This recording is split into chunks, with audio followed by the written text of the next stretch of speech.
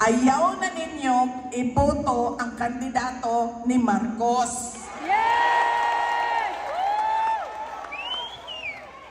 Nga naman, kay kaning mga kandidatuhan sila man pod ang nagasulti kay Marcos, okay lang nga dili nimo ihatag imong saad, basta paliguin lang mig-aix og tupad og akap, kami na'y bahala. Okay lang. Actually sir, tinuod na, impeachable offense no ilahang gibuhat kay PRD. Yes! Yes! That is the betrayal of public trust. Classic. Dili nimo pwede kuhaon ang isa ka Pilipino dinhi sa sulod sa ato ang nasod. Unya dadon nimo, isakay nimo og airplane, dadon nimo sa lain nasod ug ihatag nimo sa dayuhan niya. Mingon ka, ikulong na siya. Dili na siya pwede. Ang tawag ana sa international law, extraordinary rendition. It's a crime. Dili na siya pwede mo nang kanang ginaingon nimo nga impeachable offense, tama gina siya sir. Yes. Siya dapat ang i-impeach. Sayahang gibuhat kay President Duterte. Yes!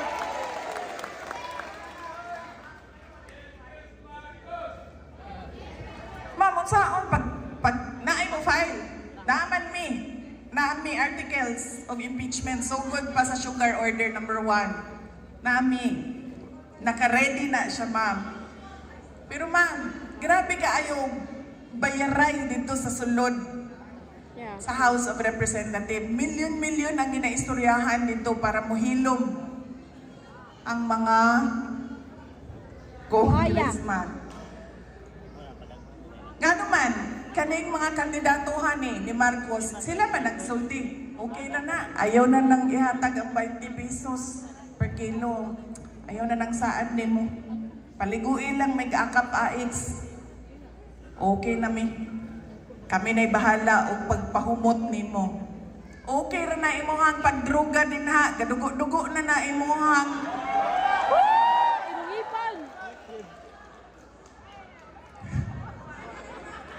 Dugo-dugo na ang ipon ug ang lagos. Okay ra na imong pagdruga din ha. Maminaw gyapon mi sa imuha tanan. Maglingkod mi diri basta baligo lang mis kwarta.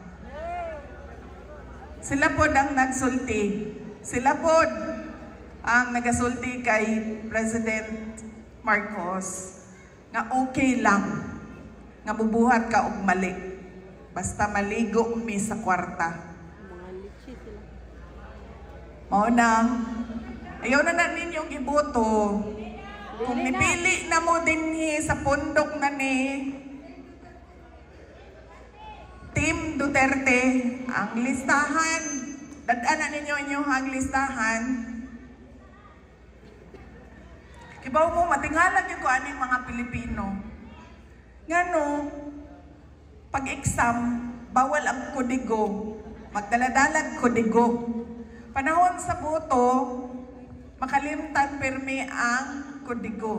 Dadaanan ninyo ang kodigo aron walay magkamali sa pagpili.